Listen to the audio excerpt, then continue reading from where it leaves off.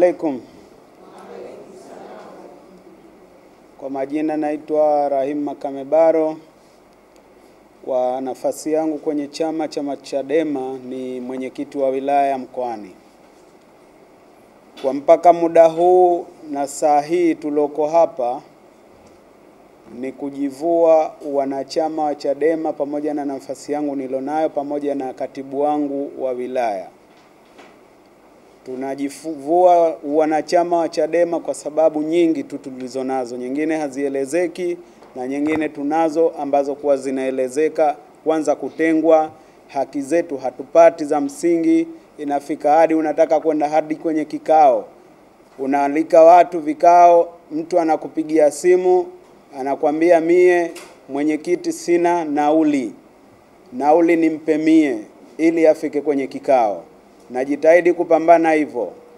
Nimefanya mambo mengi kwenye chama lakini naona sioni faida yake baada ya kuwa ni hasara kwa upande wangu. Kusajili wanachama wengi katika wilaya yangu kwa kutumia pesa zangu za kulipa wasajili na watu kuja, viongozi wenzangu kuja kunisaidia kazi ya kusajili wanachama.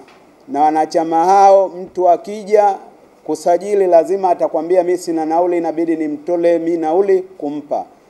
Wilaya hujui kama kuna kitu ambacho kwa kinaingizwa, yani posho ya kusema kwamba angalau hii kukitokea kikao, kitokea nini unapewa kwa ajili ya kufika kwenye kikao au huduma nyingine za kichama.